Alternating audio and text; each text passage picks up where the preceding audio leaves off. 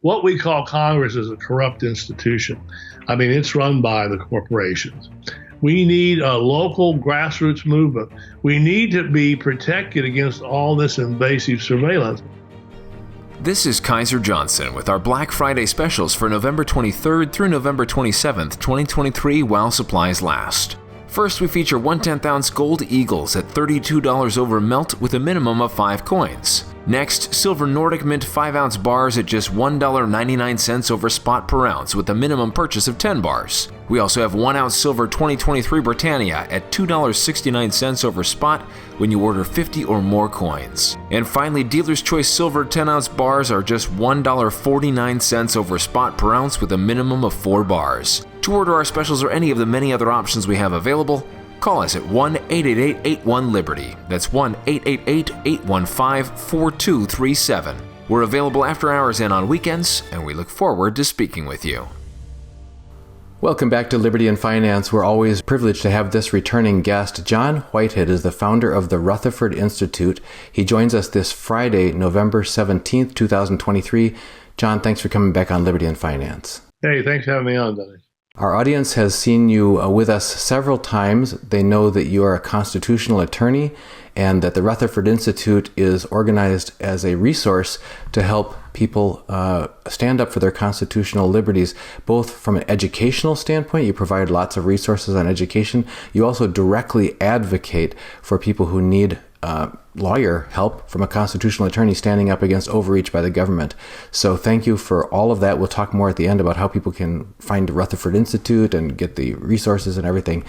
But right now, we wanted to talk about a phenomenon that we've all lived through for the past 3+ years in the U.S. and around the world, and that is a loss of our freedoms. Many of our freedoms, the freedom of privacy, the freedom to speak our mind, the freedom to get the truth and to associate with others, etc., the freedom to leave our homes, the freedom to travel, the freedom to move about, the freedom to transact our business, all have been infringed in the past couple of years for various reasons. And a lot of those reasons don't seem to hold water, and they don't seem to justify what we've been through. But people are starting to breathe a little bit of fresh air and realize, okay, now we've got a few of our freedoms back, but many are bracing for what may be worse to come. And there are some severe concerns about perhaps returns of mandates, returns of lockdowns, returns of contact tracing and travel restrictions and national IDs and having to scan before you can make a move or take a step. And with central bank digital currencies on the horizon, some countries are already testing those out. Our country announced, that they're working on that as well. What additional infringements are likely to be coming our way? And you've done a lot of research on artificial intelligence, or AI, and how that can underpin and exacerbate a lot of this infringement on our freedoms. So could we first start with any examples you think are worth bringing up that of restrictions that have been imposed in the past few years that are violations of the Constitution in your view, but that were done anyway, and that we need to be perhaps wary of complying with should they be renewed in the future? Well, everything you talked about with the COVID-19 thing was very restrictive. It made people afraid, basically, afraid of each other, by the way. And Adolf Hitler said it best. He said, fear is how you control people. And fear makes people, again, bow before an emperor. And that's what we've seen here. And with, like you say, with the digital currency coming, and it is on its way, and things like that.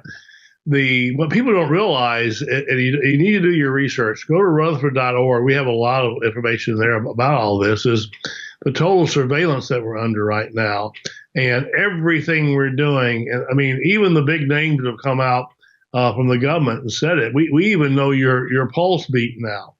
You have a phone, where you're moving, what you're talking, what you're saying, how you breathe, and everything.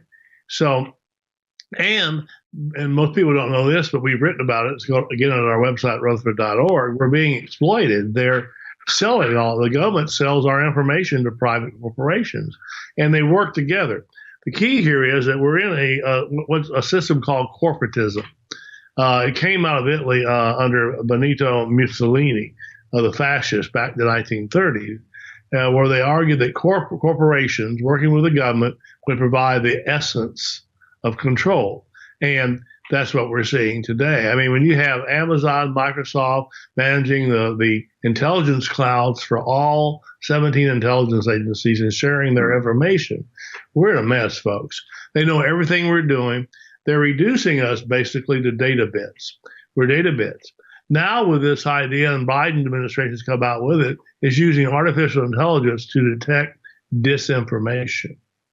And basically what disinformation is, I disagree with the government. People are going to be deleted eventually, and that's coming. They're just going to disappear. You won't know where they're at. And so all that's moving forward at a tremendous speed. Just to give you, I want to make sure my quote's right here, but a Google executive resigned about 6 months ago, and he said, I can't take this anymore. We're creating God. We're creating conscious machines with artificial intelligence. And then David Chalmers, an NYU science professor, said this: there is more than a 50-50 chance that artificial intelligence will wipe out humanity by the middle of the century. We're heading, Stephen Hawking, if people remember him, right before he died, he said he thought artificial intelligence was going to wipe out humanity. So we're up against something that if we don't get control of it pretty soon, and it's going to be very difficult to get control of it because, again, as that Google executive said, we're creating God. You're having something. I mean, when I see churches now using artificial intelligence and listening to sermons, I'm going, wait a minute here. Is God a robot? Why are we doing these things? But people are loving it. They're going to love it. And Aldous Huxley said that, the great writer who wrote Brave New World. He said people will love these things, these machinations and these things coming. They will worship them.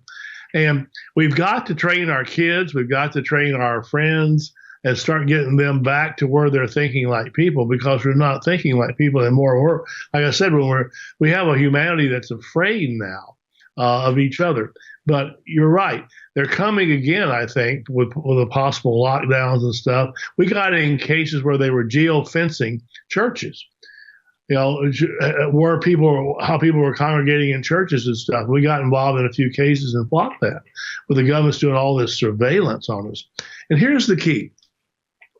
The Fourth Amendment to our Constitution says we have a right to be secure in our papers, our homes, and our persons against unreasonable searches and seizures, which meant that a judge, if they're going to go in and look at what you're doing and follow you, they need a judge to look at the material and see if you're a criminal or an alleged criminal doing something criminal.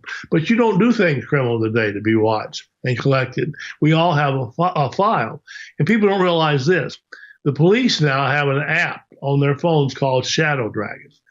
It used to take them 30 to 60 days to collect all your information on your websites, facial recognition camera and stuff. Now it takes about 30 to 40 minutes to do that. They can get a complete set on who you are, what you're doing. And they can actually see through the walls now. They have devices that can look through the walls of your home and see you moving about your home, what you're doing and stuff. Ladies and gentlemen, do you really want this? If you don't want it, get active in your local communities, get down to your local city councils and fight these things. And another thing I've been screaming about and writing about is we need an electronic privacy bill of rights. And it's probably not going to come out of Congress, because I'll tell you what we call Congress is a corrupt institution. I mean, it's run by the corporations. We need a local grassroots movement where we'll get, again, I'm working with some attorneys and stuff. We're going to try to put together a platform for it. But we need to be protected against all this invasive surveillance. But the question is, and I've had a few people that work in the field, they say, John, it's going to be almost impossible. It's gone so far now, artificial intelligence, with facial recognition, with drones reading your face up now from 2 miles up in space and going over you, and them seeing through your homes. And most people don't realize this. Police now in some areas have cloaking devices where they can park in front of your home in a cloaking device and you can't see their car. Things have moved really far. Listen, when I was growing up, by the way, and this was another thing, Policemen that I knew, even the chief of police in my town, did not carry a weapon. Today, when I see a cop, they got guns. Some of them are carrying automatic rifles, helmets, and stuff. George Washington said, "Do not let a standing army be gun on American soil." He was saying, don't be stupid. If you allow an army to start operating on your own grounds around your country, you've lost already. And folks, we've lost already. They're everywhere. I mean, with the SWAT teams and all the armored police and the FBI now. And I mean, I don't know if you saw this about 3 or 4 months ago, the FBI in Tennessee raided a guy's home, a disabled veteran, and through tear gas, flashbang grenades, all that crazy stuff they do, the house smoke, this guy limped to the door and they shot him. The news media didn't hardly cover it. That's another thing to watch out. The news media cannot be trusted. If you trust CNN, Fox, or any of that stuff, you're incredibly silly. Carl Bernstein, who worked with Bernstein and Woodward, who basically outed Nixon, when he started working with the mainstream media, he wrote a really good article. And he said, it blew his mind. He said, they work with the government. We don't have independent media. So we're in a situation right now that if America doesn't wake up and start fighting back, but listen, the public schools today, kids don't know how to fight back because they don't know the Bill of Rights. It's not taught anymore. I mean, I talk to lawyers now, and I say, can you give me the 5 freedoms of the First Amendment? And many of them look at me like, well, I don't know. I had a student in my intern program who was so upset. She said her school, the constitutional law professor, said, there's one thing we're not going to be learning this semester, the First Amendment. Well, why don't they want you to know the First Amendment, the government?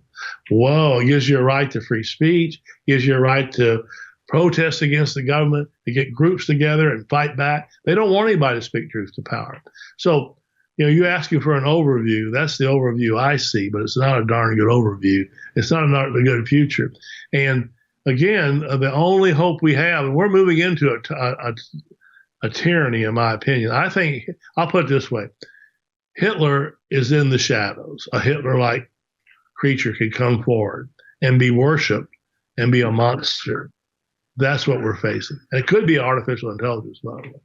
Well, that's quite an overview. There's a few points in there I'd like to press on a little bit, if we could. One is about, you mentioned the complicity of the news media and how they're not the watchdogs that they perhaps once were or were supposed to be. My parents long ago were concerned about consolidation in the media from, numerous independent newspapers, journals, radio and televisions, down to just a few families controlling most, if not all, of the news media outlets in the country and magazines and newspapers as well. Can you address, this has been a phenomenon that's been brought up many times about capture of the government by industry, for example. I mean, Eisenhower in his farewell address talked about beware the military-industrial complex, but it's so much farther than that now, as far as agri-industrial and the media and industrial and on complexes, medical industrial, that the who's watching the watchers, that the agencies that are supposed to be standing up for making sure that worker safety or people's rights to good health or whatever are being co-opted by the very industries that they're supposed to be regulating. So, but also the media that are supposed to be our final watchdogs in this seem to be now.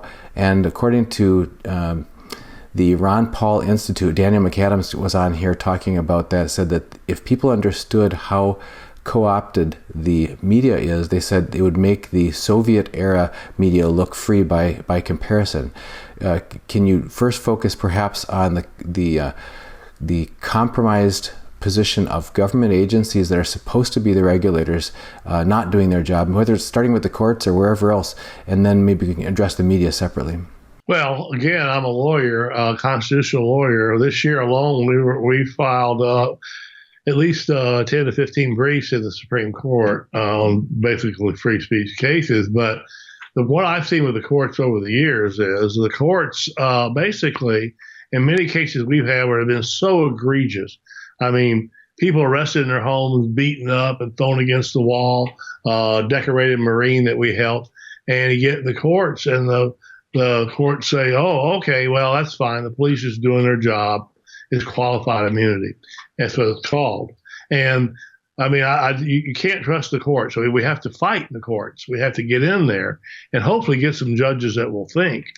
And but a lot of judges, by the way, and I talk when I've always argued cases, I always went over and talked to the clerks. They sat in the side of the courtroom usually because I know that was who was going to write the opinion. And I would get to know them and chat with them a bit and say, here's my points. And again, I know the judges not, because a lot of judges are political appointees.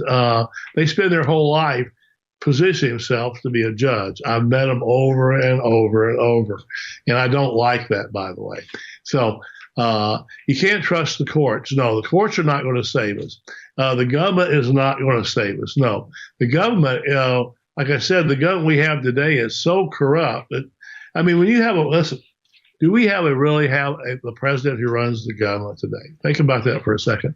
If he has trouble completing the sentence and he has trouble finding the restroom, as one of his assistants said, I mean, where in the world are we at, by the way? And if we don't have a leader that has the common sense to fight back, like a John F. Kennedy, by the way, someone like that will be daily, when he said, I'm going to take the CIA and tear it up and toss it to the winds. Boy, whoa. Well, he got killed later. Some people, his family believes he was executed by the government, the CIA and stuff. And if you fight back, it's going to be very, very tough. We have a whole history of people who, when they fight back against the government and take stands, something happens to them. And they get shot, they get killed, they get put in jail and things like that. And most people don't realize it, but we have the law, laws that give the government absolute power. I mean, how many people out there listening to this program have heard of the National Defense Authorization Act? It's been up by every president, all the way up from Obama to Trump, now to Biden. It gives the government the right, if a president thinks you're an extremist, to send troops in, drag you out of your home, take you to a military encampment. You can't see your family or friends. You're gone. They have civil commitments in the United States. This is another scary thing. I fought this in some of the cases where you get reported by a neighbor or a friend. The police will arrive and SWAT teams arrest you, put you in a mental hospital. You can't get out. They drug a lot of people. Over 1 million people a year disappear in the hospitals from civil commitments. We're in a country right now, and again, it goes back to this. We the people do ordain and establish this government. Who is the government? It's we the people. I keep emphasizing that. That's what the Constitution opens with. It ain't those people up there in D.C. who are sitting there just trying to make money, and most of them do. I mean, they can't even figure out. I mean, they're fighting all the time about whether they're going to shut the government down, blah, blah, blah, blah. They're not going to shut the government down. I mean, come on. Are they going to stop the military from invading other countries like they're doing now with all their bases across the globe? Are they going to shut down all the police? Are they going to shut down all the federal troops are they going to shut down 75,000 IRS agents, armed agents that Biden's just put out? And that's another thing to be afraid of, folks. You have armed IRS agents. They want your money. They want our money. They want our hard labor, but they don't want us to have freedom. They want us to sit in front of the TV set and be fascinated with everything. Here's another thing before we get off this subject. Entertainment's the key. George Orwell said it really well. I got his quote right here. I'll make sure I say it right. This is out of the book 1984. Eric Blair is his name. It was really brilliant. He said, football, beer, and above all gambling filled up the horizon of their minds. To keep them in control was not difficult.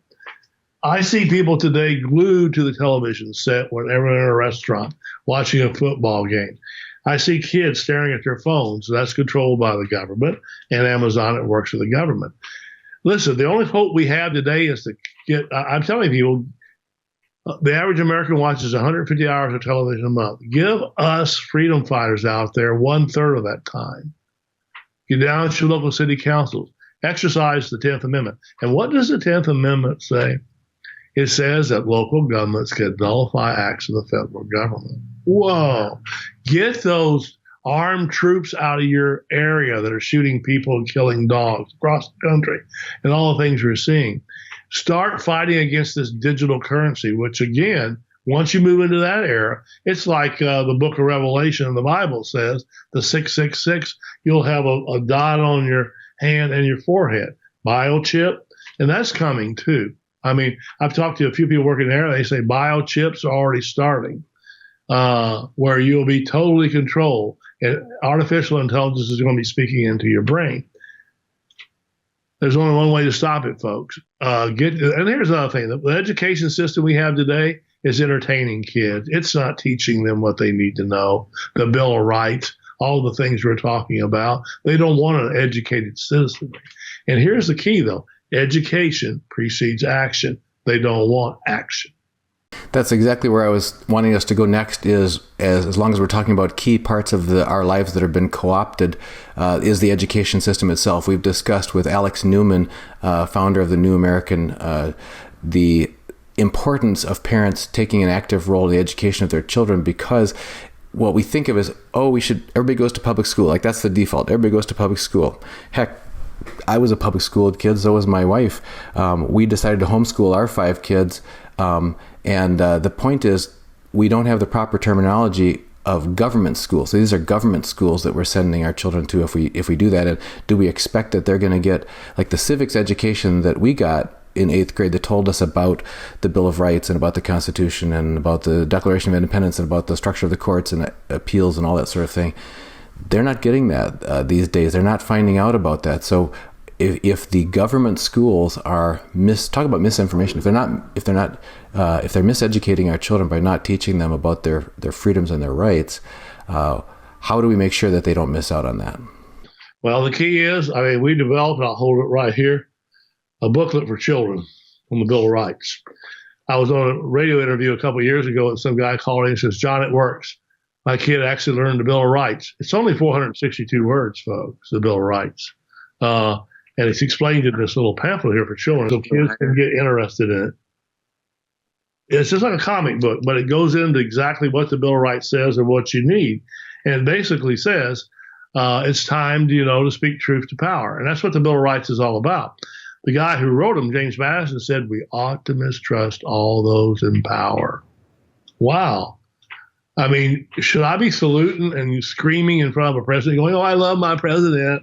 Yeah, well, your president's sitting in the Oval Office with gourmet meals and flying on jet planes and playing golf 1/3 of the year while you work your butt off so that he can do that. So, listen, we live in a dictatorship disguised as a democracy, as some people have called it, and I agree with that. And the author of Noam Chomsky, really good quote here, and I want to make sure I got it right here, but he says, "It's important to bear in mind that political campaigns are designed by the same people who sell toothpaste and cars." So everything is being run by the corporations in conjunction with the politicians. And I actually had a friend who worked for a major magazine who went to work in Congress, and he called me about a month later and said, "John, it's worse than you think." He said, "Corporations run everything in Washington, D.C. It's all about money, money, money, money, money." And that's what it's about, folks. It's a very corrupt institution, and people who want to get into money, listen. I've known people who have gone into Congress without much money and they come out millionaires. Wow, where did this come from? And listen, the love of money is the root of all evil. I agree with that statement. And that's where we're at today. And it's going to take people who are not just out there wanting money, but people who want freedom. And freedom means getting your head slapped up, getting left upside the head, maybe getting arrested. That's what the Rutherford Institute does. We defend people. We don't charge them. You got a constitutional right, and we see something like that happen, we do the best that can help you. And, we help people who protest in front of buildings and whatever. We need more people out there protesting. They don't like people out there. Again, people, Martin Luther King's family thinks the government killed him. He was so efficient at getting together rallies and stuff. And it's going to be tough, folks. But, I guess the question would be, do you want to be someone who just rolls over and says, "Oh, okay, give me my beer and let's watch the Bills play"? Or do you want to get up and say, "Listen, I want to do something right. I want to help humanity"? And I keep telling people, I think the reason we're on this planet is to help one another. And if we're not doing that, we're wasting our time, and we're going to end up in a hell of a place if we don't. You referenced the corruption in Washington. That is not a new thing. 100 years ago, approximately, is when Will Rogers said, "We got the best Congress that money can buy." Mark Twain said, "The largest criminal class in America is Congress." All right. Yeah, and the Ron Paul Institute refers to government as the mafia with the flag, because they'll use they'll do things under the color of law, and they'll do things by wrapping patriotic messages around it to try to move the masses to bend over and accept things that are unacceptable. Well, see, here's the thing, and the reason they do that, they see us as cattle. Like I said, data bits. We're now reduced to data bits. And they think they can control us. And like I say, with artificial intelligence coming, all the great thinkers are saying it's about over, folks. We better push this thing back. So you brought it back to artificial intelligence. That's the next thing I wanted to touch on before we wrap. And that is, you said, unless we shut this down, unless we turn away, unless we stop this, unless we stop this has been practiced, but not, recognized, but not practiced in terms of stopping ourselves before we invent bioweapons and things like that have been affected many people around the world, etc. And yet it seems that there's an insatiable desire for, I think, not just curiosity, but the profits that would flow from that. In fact, we recently had a visitor on our channel talking about, if you look at the state of the major stock markets, it looks like it's roughly flat for the year.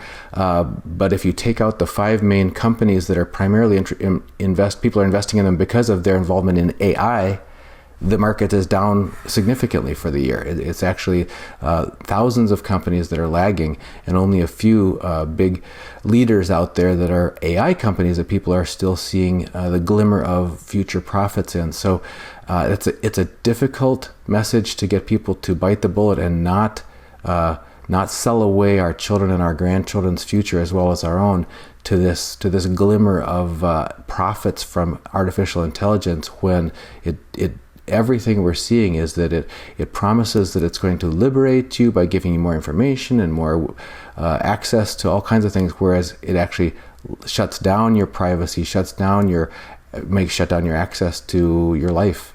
You want to touch on that a bit, about AI's impact on our lives and what we can do about it? Well, the key is, as like I said, the Biden administration is putting some millions of dollars into AI that will stop disinformation. What does that mean, stop disinformation? It means, A, deleting you. B, if you say the wrong thing, you can have the SWAT team show up at your door. And robotics is moving very, very fast. Police in some states now are actually using the robotic doors to go up to people's doors and banging on them. And you walk out and you're looking at a dog, but it's a robot. And Elon Musk said it best. He said that people will not get it. He said, I've been warning for years they're not getting it because the robots are coming at them down the street. And he says, if you have a human dictator and it's evil, that dictator will die and there may be some hope for freedom. But he says when you get the artificial intelligence dictator, it will not die. It will be tyranny. And that's where we're headed. But, again, it's going to be very, very difficult. It's going to take a large coalition of people. And what it's going to take is turning off your devices. And I think people are so addicted to their devices today. When I go out to eat dinner or whatever, and I see a family of 5 all sitting reading their phone, not talking to one another, we're lost, folks. Turn the cell phones off for a while. Talk to one another. Be human beings. And again, I'll say it again. The reason we're here is to help one another on this planet. If not, we're going to be squashed. Every major thinker is now coming out and saying that, one guy says that by 2050, that professor I quoted early from NYU said by 2050, humanity is going to be gone. If people want to find out, there's resources that are available to them at Rutherford Institute so that they can help correctly educate their children and keep their families safer than they otherwise would be against the onslaught of these intrusions on our freedoms. Where should they go and what will they find? Go to rutherford.org, rutherford.org, and we do a weekly commentary. It goes into all these, heavily footnoted. And I've written a book called Battlefield America, The War on American People. It goes into this and things you can do to fight back. And like I say, get educated. Education precedes action, because I'll be honest with you, we don't have very long, folks. It's getting, the monster is right over the hill, and I can hear it coming. Well, John Whitehead, founder of the Rutherford Institute at rutherford.org. Thanks for joining us again on Liberty and Finance. Thank you, sir. Miles Franklin Precious Metals is one of America's oldest and most trusted bullion dealers. Miles Franklin is A+ rated and accredited by the Better Business Bureau, licensed and bonded, and has 0 complaints ever registered. Here at Liberty and Finance, we are licensed brokers with Miles Franklin. To order, simply call us, discuss your needs, and we can let you know our live inventory, prices, and availability, and lock in your order over the phone. Once your order is locked, the price is held for you regardless of market fluctuations, and the metals are reserved for you awaiting your settled payment. Within 1 business day of ordering, you will receive an email invoice detailing the order and payment instructions. Miles Franklin accepts payments by bank wire, ACH or electronic check, money order, check mailed priority mail, and cryptocurrency. The fastest forms of payment are bank wire and cryptocurrency. Upon settled payment, metals will ship out within 3 to 5 business days. You will receive tracking information via email. Domestic shipping charges are $15 for any order under 500 ounces of silver or 10 ounces of gold. For orders larger than that, domestic shipping is free. The package will be boxed, fully insured, and labeled discreetly, with no indication of the contents inside. For your privacy, the name Miles Franklin will not even be on the package. To talk to myself, Kaiser, my brother Elijah, or my father Dunnigan, call 1-888-81-LIBERTY. That's 1-888-815-4237.